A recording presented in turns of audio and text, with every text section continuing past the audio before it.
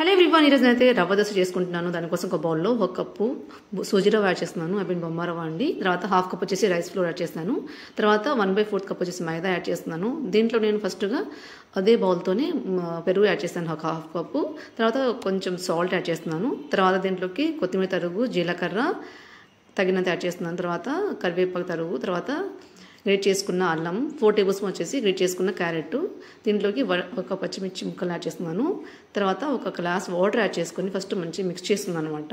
So రవ్వ దోశకు కొంచెం loose consistency కాబట్టి ఒక 10 మినిట్స్ అయిన తర్వాత మళ్ళీ ఒక 4 గ్లాసెస్ వాటర్ యాడ్ చేసుకొని మంచి మిక్స్ చేసుకున్నాను.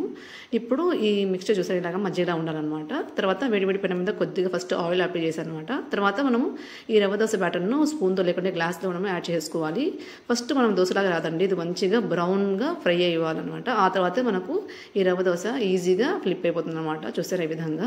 తొందరపడి ముందుగా స్టార్టింగ్ చేసే వాళ్ళైతే వెంటనే తీసేయకండి, తొందరగా తీసేస్తే ముద్దయిపోతుంది అనమాట. సో ఈ రవ్వ దోశ మంచిగా క్రిస్పీగా అయిన తర్వాతనే మనకు ఆటోమేటిక్గా వచ్చేస్తుంది అనమాట. చూసారా, మీరు కావాలంటే ఇక్కడ పెంచు ఆనియన్స్ కూడా యాడ్ చేసుకోవచ్చు. తర్వాత నేను 1 టేబుల్ స్పూన్ ఆయిల్ కూడా యాడ్ చేశాను. ఇది వచ్చేసి మా వారి కోసం అనమాట. పిల్లలు ఆనియన్ తినను కాబట్టి నేను వాళ్ళకి ఆనియన్ యాడ్ చేయలేదు.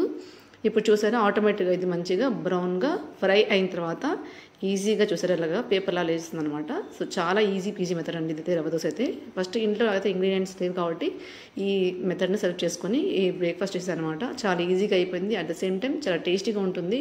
క్యారెట్ మనకు ఇక్కడ అల్లం తరుగు యాడ్ చేస్తాం కాబట్టి బాగుందండి, చాలా టేస్టీగా ఉంది, చాలా క్రిస్పీ ఉంది. తప్పకుండా ట్రై చేయండి ఈజీ పీజీ మెథడ్ను.